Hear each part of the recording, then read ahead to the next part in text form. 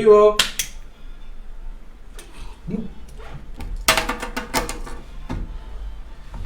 Hola, ¿qué tal? Bienvenidos y bienvenidas. Yo soy Aldo Hermenegildo y esto es una nueva edición de No hay cama para tanta gente por la señal de Barrio TV. Me pescaron infraganti y en realidad no quiero malas interpretaciones por si acaso. No sé, a las personas de generaciones muy antiguas deben recordar que existían los llamados cigarrillos sin filtro, esos que tenían una denominación muy peruana, de marca Inca, ¿no? Y eso es lo que tenía en la mano, porque bueno, en realidad hemos querido alegrarles un poco el día a propósito de la noticia que debe ser el furor en las redes sociales y en todos los programas de televisión, que es las revelaciones del congresista morado Daniel Morales, que ha aceptado que es un habitual consumidor de cannabis, es decir, de marihuana, de hierba, de grifa, de paco, como lo quieran llamar. El asunto es, y la gran pregunta, ¿por qué eligió este momento para hacer esa confesión? Porque además esta confesión viene acompañada ahora de aparentemente la presentación de un proyecto de ley para permitir que se cultive el cannabis para actividades medicinales. Entonces uno se pregunta en realidad si esta confesión que hizo en estos días el señor Morales en una conversación con su candidato a la presidencia de la República, el señor Julio Guzmán, es algo espontáneo, porque ellos dicen que él en alguna declaración, esta conversación, esta suerte de té de tías, ¿no? de encuentro entre esas dos viejas que se encuentran para rajar un poco de su situación personal y de la de los demás, ¿no? Se encontraron, y él dice que esto ha sido un acto de transparencia. Pero ¿qué tan transparente puede ser esta situación? Porque algunos señalan que esto es una cortina de humo para ocultar las declaraciones de la señora Úrsula Moscoso. Esta señora que ustedes recordarán, Úrsula Moscoso, no sé si tenemos ahí la imagen de ella ahí, que se había hecho muy popular entre los jóvenes que son adictos a los memes, porque en algún programa de televisión había declarado que las mujeres podían salir embarazadas teniendo sexo anal. Y ahora ha agregado otra perla más a sus declaraciones y a su conocimiento de la cosa pública y del Estado, pues es una de las candidatas más importantes del Partido Morado al Congreso de la República. Y cuando a la señora se le preguntó cuál era la diferencia entre el Poder Judicial y el Ministerio Público, la señora señaló que el Ministerio Público pertenecía al Poder Ejecutivo, ¿no? Nada más cercano seguramente a los anhelos y a los deseos del expresidente Martín Vizcarra, que el Ministerio Público dependiera del Poder Ejecutivo para de alguna manera hacerse de la vista gorda de una serie de problemas de corrupción e investigaciones que hasta ahora no parecen dar demasiados frutos. Pero bueno, si esto era una cortina de humo, efectivamente ha funcionado muy bien, porque la mayor parte de los canales de televisión no solamente le han dado cobertura al tema y además han iniciado una amable discusión sobre el tema de la marihuana, sino para usos medicinales obviamente, sino que además es motivo de las declaraciones en redes. Pero nosotros creemos que acá hay una situación que debe ser discutida más como un tema de fondo, porque no es un tema solo de confesión, de que, qué bueno, qué transparente es el congresista que ha confesado que él es consumidor de una sustancia que probablemente una mitad del país no apruebe, ¿no? Una mitad del país en el Perú seguramente está en contra del consumo por factores religiosos, ideológicos y otras motivaciones, incluso científicas seguramente. Pero aquí no está en tema de juicio, creemos, el tema del consumo o no. porque nosotros particularmente, y aquí no vamos a ser de hipócritas, somos partidarios de la liberación en general, ¿no? No solamente de la marihuana, sino de una serie de sustancias que hoy en día forman parte del mercado negro y del contrabando, del consumo de drogas. Porque al igual que Vargas Llosa, del que nos distanciamos enormemente en términos políticos, sí coincidimos en cuanto a que el tratamiento sobre este tema es más una liberalización, porque eso va a permitir que al legalizarse haya un mayor control y un ejercicio incluso hasta de los menores que tengan acceso a este tipo de sustancias, ¿no? Ahora, la situación aquí es que el congresista Morales no es una persona común y corriente, en estos momentos es un parlamentario. Y escuchemos las declaraciones brevemente que hizo a Julio Guzmán a propósito de qué sucedió en ese momento del pleno virtual donde se le muestra a él o aparece con un pitillo aparentemente de cannabis sativa.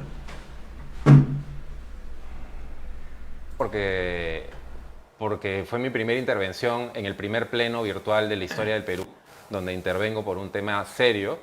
Y estaba tan nervioso que termino y digo, bueno, me voy a fumar un tabaquito, que yo fumo enrollado, tú sabes, porque yo soy un fumador de marihuana de toda la vida, hace 20 años que soy fumador. He fumado con mis padres, con mis tíos. Entonces lo que dije es, bueno, sí es tabaco, pero yo soy fumador de marihuana por si acaso. Y no tiene nada de malo, vamos a desestigmatizar. Bueno, como ustedes han escuchado, el señor fuma desde chiquito, ¿no? Y bueno, qué bueno por él, y qué bueno que tenga una familia tan liberal, porque él dice que fuma con el papá, con los tíos, probablemente con los hermanos, ¿no? Debe ser muy bacán eso de fumar con toda la gente pituca, y esto no es ningún resentimiento social, en la playa, ¿no? Soleándose o quizá a la luz de la luna, ¿no? Pero ese no es el tema central y el tema de fondo. Nosotros creemos que aquí lo que se plantea es una discusión que aparentemente cada día se hace muy tenue o muy difusa, que es la separación entre lo público y lo privado. Un teórico de la política llamado Norberto Bobbio, ¿no?, que no era precisamente un radical, sino más bien un liberal, un teórico de la política, un clásico, digamos, que es estudiado en la ciencia política tanto como por los estudiantes de Derecho también, escribió un libro llamado Estado, Gobierno y Sociedad a mediados de los 80, en el que para entender el mundo político separaba todas las esferas en dos dimensiones dicotómicas. Entonces establecía que a partir de lo que llamaríamos el contrato social y la vida y el ingreso a la modernidad, es decir, cuando ya dejamos de ser, pasamos a ser una república, ¿no? En esta teoría del contrato social, en la esfera civil existe un mundo público y un mundo privado. Entonces, lo público es aquello que nos interesa a todos. Por ejemplo, el tema de la limpieza, el tema de la seguridad, el tema de la salud, por ejemplo. Hay temas básicos, ¿no? Temas que interesan a todo el mundo, y hay temas que pertenecen al mundo privado. Es decir, a nadie le interesa si yo uso o no uso ropa interior, si yo me corto o no me corto las uñas de los pies, si yo tomo agua, tomo café, tomo leche, tomo chocolate o tomo algún tipo de bebida. A nadie le interesa eso para el mundo público. Eso es el mundo privado. Entonces, ¿cómo se separa esta situación en esta suerte de confesión? Además de que el congresista acepta que era su primer pleno virtual y que estaba muy, muy incómodo. Y aún así fuera tabaco. Imaginemos que fuera un tabaquito, ¿no? No es lo mismo que el señor estuviera en su curul, ¿no es cierto? En la curul probablemente nadie vea a un congresista prendiendo un cigarro, un puro o mucho menos un paco de marihuana. Es muy complicado, ¿no? Pero estas son las licencias que nos da el mundo virtual, donde parece que la separación entre lo público y lo privado se hace más tenue, ¿no? Y se hace más permisiva. Y no resulta particularmente para nosotros creíble que eso sea beneficioso. ¿Por qué? Porque eso resulta de que, claro, él está en la comodidad de su casa y él puede hacer eso pues como un parlamentario y puede decir muy bacán, qué bueno, pues yo lo confieso, sí, me tiro mi paco de marihuana. Pero uno no se va al trabajo, al menos aquí en este país, a tomarse 2, 3, 4 chelas, ¿no? aunque eso no le afecte al trabajo, entre comillas, uno no está viendo bebidas en pleno ejercicio laboral o productivo. Entonces, nadie está aquí calificando, descalificando que consuma o no. Ese no es el problema. El problema es el lugar donde lo hace y el momento en el que lo hace, y además las razones por las que lo hace. Porque resulta que él aprovecha esta circunstancia para presentar un proyecto de ley sobre cannabis medicinal.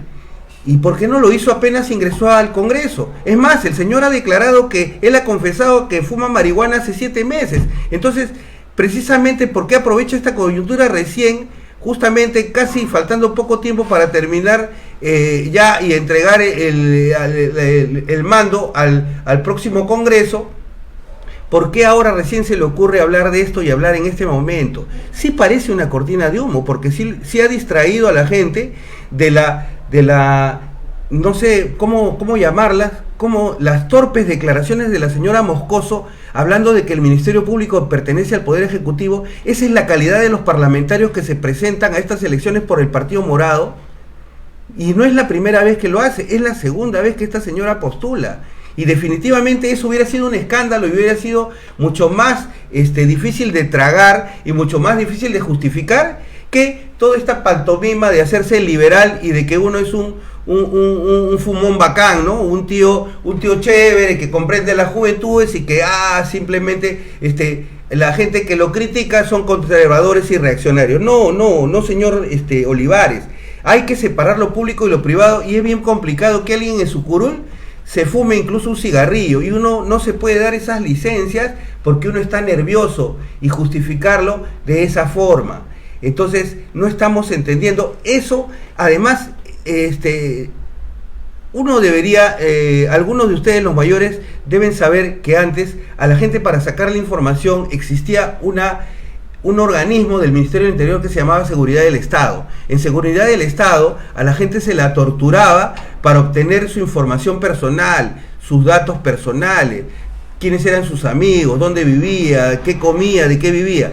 Ahora eso ya no es necesario, porque ahora la gente, sin que se lo pida, entrega esa información, incluso para uso de los delincuentes y de los ladrones, porque justamente muchos delincuentes estudian los perfiles de Facebook de sus probables víctimas, ¿no? Entonces, como esto es tan difuso en el internet, parece ser que ya ha desaparecido, pero no existe esa desaparición. Existe un mundo público, un mundo que interesa a todo el mundo, por ejemplo, los gastos del Estado, cuánto gastan los ministros, cuánto cuestan las vacunas, y existe un mundo privado, es decir, lo que yo les decía, ¿no es cierto? Si mi pareja o mi señora usa ropa interior o no, eso es el mundo privado, eso no le interesa a nadie.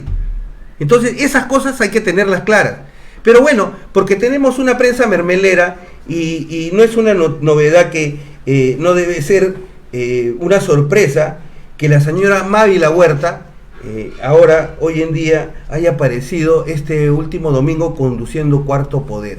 Ahora la señora está, como se dice en el argot popular, está dobleteando, está dupleteando, ¿no? No solamente conduce Cuarto Poder, sino también tiene su programita en Canal N, que se transmite de lunes a viernes. Es decir, cobra a 2 manos, a manos llenas, precisamente porque es la periodista más crítica, más incisiva, más mordaz, la periodista que implacable cuando se trata de entrevistar a personajes que están en el poder, o a quienes son amigos de los personajes en el poder. Porque la señora tuvo el privilegio recuerdo claramente, de entrevistar a Martín Vizcarra una semana determinada, y a la semana siguiente entrevistaba al expresidente Ollanta Humala, que le recomendaba al presidente Vizcarra que disuelva el Congreso, ¿no? Y todo parecía como una suerte de ping-pong, ¿no? Todos, me hacía recordar esta famosa escena que siempre se recuerda entre Zenaida Solís y Fujimori.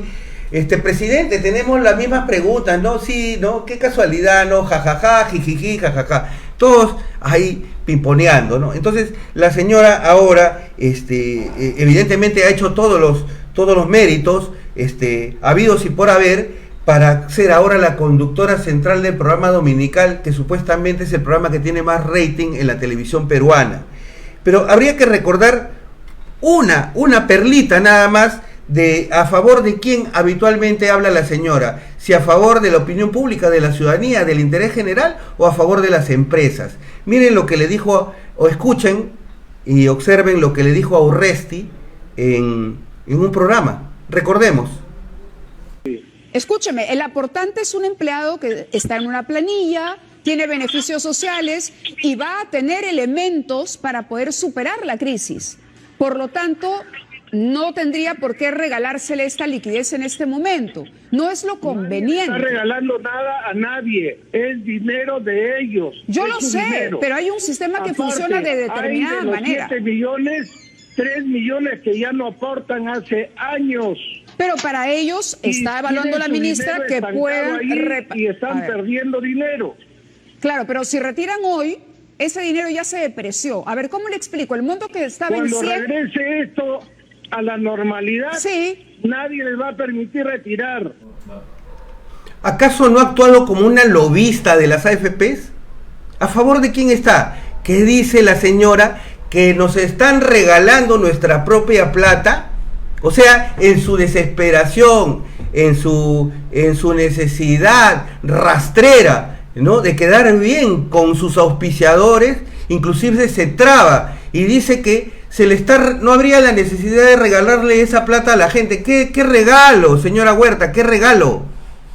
La plata de las AFP es de los que han trabajado, no de los que administran ese dinero. Y la gente tendría derecho a retirar su dinero cuando le dé la gana, porque uno no es un menor de edad, bajo el pretexto de que la economía tiene que mantenerse vigente. Siempre es el mismo cuento. Y ya sabemos por qué está usted ahí. ¿Para qué está usted ahí? Para ser el tractor de todos los sectores de oposición o cualquiera que se oponga a la gran empresa y a los medios de comunicación, porque para eso se le ha puesto, porque ahora ya empezó la campaña electoral y la campaña electoral empieza con un mastín, con un mastín rastrero, con un mastín que lame los traseros de los grupos empresariales y de los medios de comunicación, así de sencillo y de simple. Y bueno, vamos a atender cosas más importantes, porque ayer se inició una huelga médica. Y no una huelga del personal de salud, porque no solamente involucra a los médicos, sino también a las enfermeras, a los psicólogos, a los biólogos, a los químicos, a los médicos veterinarios, parece a todos los sectores que están involucrados con el tema de la salud, según lo declara el presidente de la Federación Médica del Perú, el doctor Godofredo Talavera, con quien hemos concertado una entrevista el día de hoy y con la que vamos a volver en el siguiente segmento por enlace vía Zoom. Por favor, aguarden la pausa y ya volvemos con esa importante entrevista sobre lo que el doctor Talavera declara de urgente necesidad sobre los problemas del sector salud en estos tiempos de pandemia. Ya volvemos.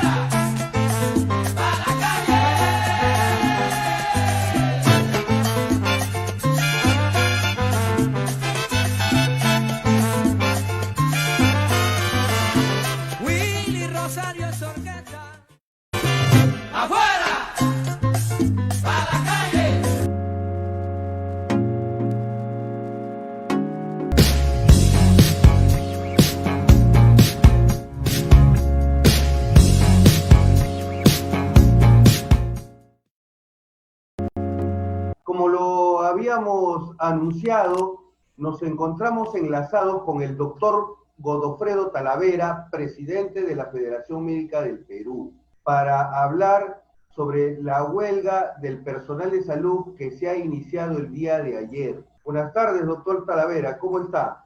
Sí, lamentablemente, pues por incumplimiento del gobierno, se ha dado una huelga de todos todos los profesionales del sector salud, en vista que no se ha cumplido con incrementar el presupuesto. En 2016 nosotros votamos un incremento de presupuesto del 0,5% del PBI por año, han pasado 5 años y solo se ha aumentado el 0,4%, y además este año, teniendo la pandemia, teniendo tantas necesidades que nosotros los trabajadores de salud siempre lo mencionábamos, sin embargo ahora ha sido visualizado por toda la población, se aumenta 0,12%. No tenemos infraestructura, no hay equipos, no hay oxígeno, no hay medicamentos, nos falta recurso humano y en este momento no tenemos cama con ventiladores, y además de todo esto, por falta de presupuesto, el gobierno incumple sus compromisos firmados en acta de acuerdo entre el 2015 y 2017 con todos los gremios del sector.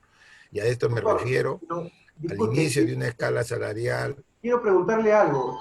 ¿Qué opina usted acerca de los que dicen que en realidad este es una coyuntura muy poco recomendable para realizar este tipo de protestas o manifestaciones, sobre todo teniendo en cuenta que el personal de salud tiene que estar siempre atento ahora que se anuncia que hay un rebrote, que hay una segunda ola, que comienzan a aumentar las muertes por COVID, que no hay camas UCI?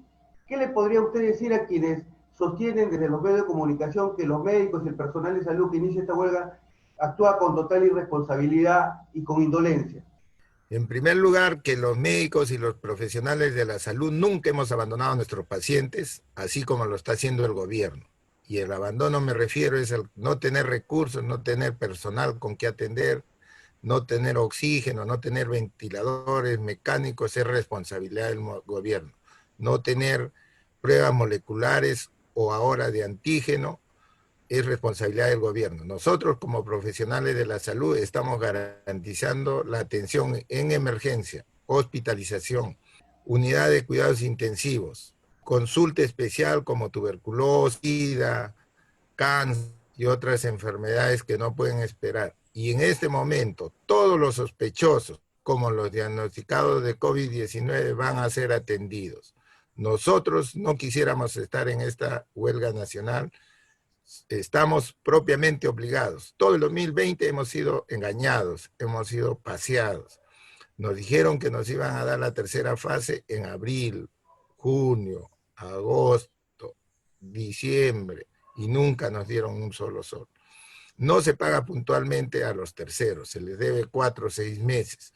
No se paga las horas complementarias, hace más o menos 10 a 12 días se ha pagado abril, mayo y junio, se debe desde julio. El famoso bono COVID, el día de hoy a un grupo se les ha pagado recién octubre, ¿no? A la mayoría se les debe octubre, noviembre y diciembre. Y eso no creemos que sea lo más correcto, lo más justo, sobre todo aquellos que son terceros, que no gozan de ningún derecho y no se les puede estar debiendo pues 4 o algunos otros compromisos que se tengan. Entonces creemos que este es... ¿Cuál es la postura del gremio médico con respecto a la gestión de la ministra Macetti? ¿Qué es lo que están solicitando en realidad? Nosotros como profesionales de la salud, porque en esto no solamente están los médicos, el día que nos enteramos que no había vacunas, ¿no? Y la forma como se maneja la pandemia es que pedimos que sea cambiada. Porque no puede ser que junto al expresidente Vizcarra nos digan que las vacunas llegaban en diciembre. Después también nos mencionaron que antes de las elecciones íbamos a estar todos propiamente vacunados y después nos enteremos que no había nada firmado. Además, respecto a la pandemia, ya dije parte, que no hay pruebas moleculares, no hay pruebas de antígeno para hacer el aislamiento, seguimiento, el cerco epidemiológico de todos los contactos y evitar que el virus se siga diseminando. Tampoco se aclara cuántos son realmente los contagiados por esta enfermedad. En el Ministerio de Salud nos dice que es 1.043.000.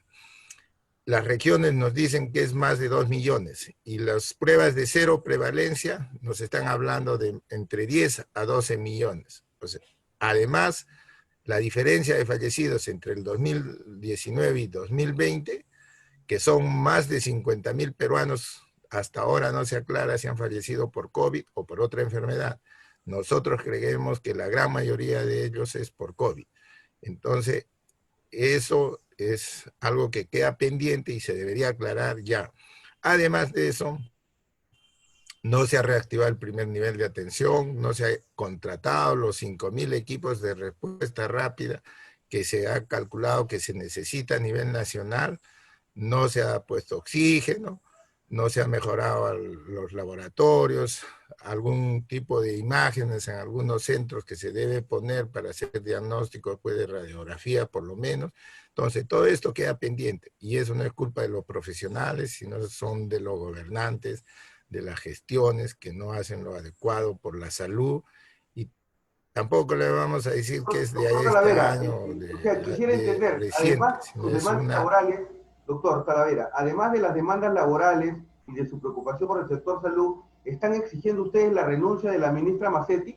Sí, nosotros, como le digo, hemos pedido su cambio, que sea destituida.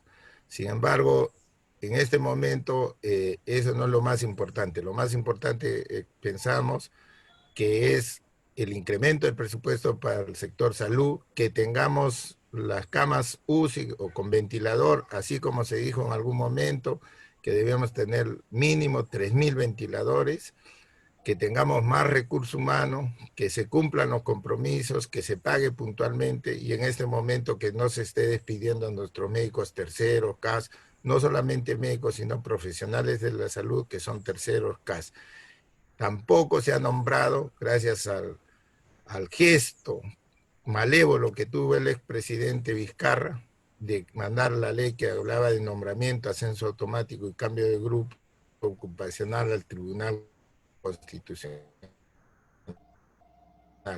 Y de que estos son trabajadores que están ya más años más terceros. Da la impresión de que el personal de salud se hubiera, digamos, estuviera en un total abandono en realidad. Y yo quería también preguntarle a usted, ¿ha tenido la oportunidad de escuchar de pronto la conferencia de prensa el día de ayer del presidente Sagasti con respecto a las nuevas medidas? ¿Qué opina usted sobre estas últimas declaraciones y las medidas que se están recomendando, además del tema de lo de la vacuna? ¿Cuál es la opinión al respecto? Sí, en primer lugar, que parece que el presidente Sagasti no se ha enterado que estábamos en una huelga nacional indefinida a todos los profesionales de la salud, porque ni siquiera dijo una sola palabra. Respecto a la vacuna, no entendemos. En ningún país es secreto de Estado comprar una vacuna. Todo el mundo se sabe cuánto ha costado e incluso de qué laboratorio, ¿no? Los precios varían. Lo que le pedimos respecto a la vacuna a nuestro presidente es que nos tiene que decir el precio. Eso ya creo que se encontrará. Nosotros vivimos en un país democrático, tenemos ley de transparencia, pero en todo caso que intervenga la Contraloría y la Defensoría del Pueblo y esto se aclare pronto. Pero lo que le pedimos es que por lo menos el millón que ha prometido, que no se sabe si va a llegar a fin de enero o los primeros días de febrero, se confirme en la fecha y se pueda vacunar a todo el personal que está en primera línea, que somos más de 1 millón, o sea, se requieren más de 2 millones de dosis, y aquellos adultos mayores de 65 y la población vulnerable, que son un poco más de 4. Mínimamente eso sería pues entre máximo febrero, pues. Estamos en un momento crítico de la pandemia y si están en primera línea vamos a seguir teniendo pues la alta mortalidad que vimos en los meses anteriores. O sea, ¿usted puede asegurar para la tranquilidad de los ciudadanos que a pesar de que se va a llevar a cabo esta huelga, no sabemos hasta cuándo, cuál es la fecha, usted nos podría decir, no se va a descuidar de ningún modo a ningún paciente ni a ningún enfermo de COVID a los que ustedes deban de atender en emergencia? Debemos estar seguros de que ustedes no van a descuidar ese aspecto, ¿verdad, doctor? Lo vuelvo a recalcar, nosotros nunca hemos abandonado a los pacientes, ¿no? Y menos lo vamos a hacer en este momento. Nosotros sabemos que el responsable de todo esto es el gobierno y maltrata a los trabajadores, maltrata a los pacientes al no tener lo necesario. Nosotros, en todos los lugares que se atiende sospechosos de COVID, o sea, aquellos que tienen síntomas respiratorios o fiebre, van a ser atendidos. Ese es el compromiso, no podemos dejar de atenderlos, ¿no?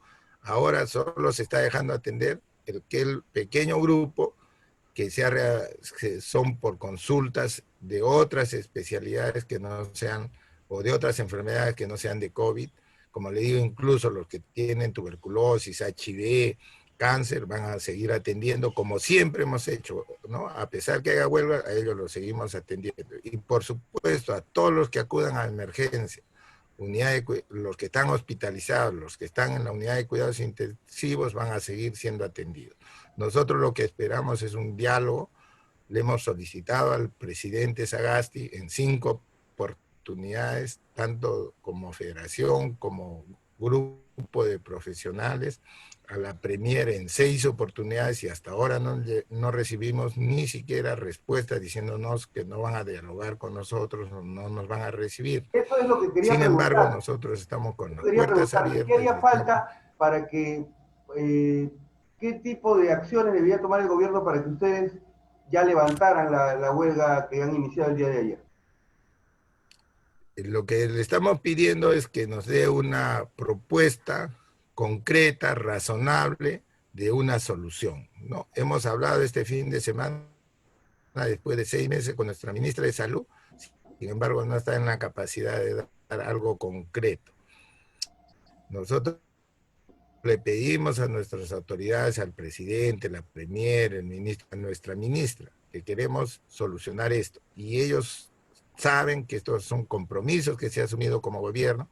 Debería haberse dado ya la tercera fase en enero del 2020, la cuarta en enero del 2021. De repente no queremos todo, sin embargo, se debe llegar pues a un término medio, teniendo en cuenta que hay una pandemia de por medio, ¿no? Pero, sin embargo, no nos podemos quedar pues sin nada. Y también algo que pedimos es no seguir siendo maltratados, que se nos pague nuestro bono apenas culmine el mes, que se pague a los terceros apenas culmine el mes, que se cumpla con darnos los equipos de protección adecuados, que tengamos medicamentos, que se reactive el primer nivel. Hoy día ha salido un decreto, esperemos que se cumpla para reactivar el primer nivel, que se contrate al personal necesario para hacer los equipos de seguimiento, de respuesta rápida, para poder aislar, los equipos para recoger los cadáveres. O sea, se ha dado hoy día el decreto y esperemos que se cumpla. Y no se siga despidiendo a nuestros trabajadores terceros y CAS. En este momento se necesita mucho recurso humano y no nos podemos dar el lujo de estar despidiendo. Bien, doctor, le agradecemos sus declaraciones para nuestro programa y esperamos volvernos a encontrar en un momento más feliz para el país y también para el personal de salud. Sí, estamos a la espera, como le digo, dispuestos al día.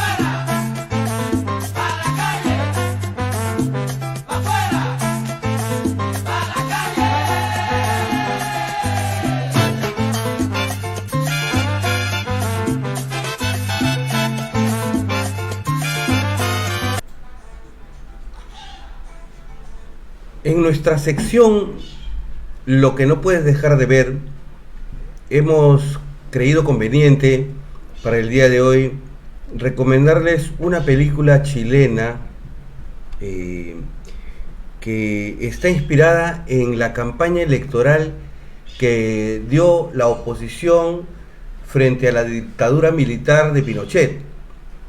En esta campaña y en ese plebiscito que se convocó, se debía decidir si Pinochet continuaba 8 años más en el poder o se retiraba y entregaba el mando a los civiles. Y entonces la película relata todos entre telones y todos los conflictos y situaciones que se desarrollan a lo largo de la campaña. Veamos un fragmento de la película. Antes que nada, quería mencionarles que lo que van a ver a continuación está enmarcado dentro del actual contexto social. Debido a las presiones internacionales, Pinochet ha tenido que aceptar la campaña opositora. Es la oportunidad que tenemos de derrocar a la dictadura. Pinochet arma un plebiscito para perderlo. Este plebiscito está perdido desde el momento en que la derecha fascista lo convocó. Entonces, ¿para qué esta campaña? Para crear conciencia. Tengo que hacer algo que sea placentero, pero que signifique eso. Entonces la alegría sola. Claro, ¿Qué hay más alegre que la alegría? Nada. Nada. No arcoíris. ¿Un arcoíris? Es una burla. Perdón. Estamos haciendo algo mucho más serio que eso. Yo quiero un jingle. El rojo, que es de los radicales, del comunismo. Del socialismo. Perdón. Chile, la alegría ya viene. ¿No hay manera de parar esta payasada? Sería un escándalo. El mundo tiene puestos sus ojos en nosotros. No conseguimos ni un artista nuestro. Están todos con ellos.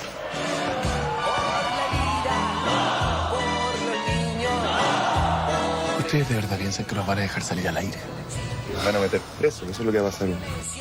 Mi general estaba muy ofendido. Lo han atacado personalmente. No, la elección está completamente controlada. Anoche nos amenazaron a todos. Cuida a tu hijo, weón. Juan, denunciamos a esta weá. Estoy hasta la madre de tu puta denuncia. Esto no es tuyo. Mi alegría, René, es distinta a la tuya. Ten un poquito más de respeto, que hay mucha gente importante involucrada, weón. No seas tan divo. Esto es una lápida. Esto dejó de ser una campañita cuando empezó a ser materia de Estado. Bueno, el director chileno Pablo Larraín, que también ha dirigido una película muy interesante llamada Neruda, sobre el pasaje específicamente político en el que Neruda se hace senador comunista y luego tiene que salir huyendo o pasar a la clandestinidad. Este director aborda esta película llamada justamente igual que la campaña que se hizo, ¿no? El No, esta película No, que desarrolla, como lo decíamos, todas la serie de marchas y contramarchas, incluso las dudas que tienen todos los que deciden incorporarse en la campaña de la oposición, porque la primera duda era si una dictadura militar iba a dejar el escenario libre para perder ese plebiscito y dejar el poder. Todo el mundo dudaba de que esa campaña fuera una campaña limpia. De hecho, la campaña fue muy escasa y se restringió a un tiempo limitado de 15 minutos por semana. Es decir, frente a la brutal campaña estatal, ellos tuvieron un espacio muy pequeño, pero ese espacio pequeño, que fue de alguna manera subestimado por la dictadura militar de Pinochet, logró calar en la conciencia de los ciudadanos chilenos para que votaran finalmente por el no y generaran este cambio de régimen político. Entonces, la campaña, además, la película además desarrolla los conflictos que hay entre los conceptos acerca de las campañas. Creemos que antes de esto las campañas eran más ideológicas y además muy confrontacionales, y se destacaba incluso la música de protesta y el blanco y negro, y luego ahora las campañas que son características como prácticamente no hay una distinción entre un candidato y un producto comercial, como decir una bebida gaseosa, un chocolate, una galleta. Es decir, que ahora se han trasladado todos esos patrones, y todo eso lo desarrolla la película, así que se la recomendamos enormemente ahora que estamos viviendo tiempos de campaña electoral. No tienen pierde. Así que con nosotros será hasta el día sábado a las 6 de la tarde en su programa No hay cama para tanta gente, por la señal de Barrio TV. Los invitamos a acompañarnos nuevamente este sábado. Y hasta aquí nos despedimos. Muchas gracias por estar con nosotros.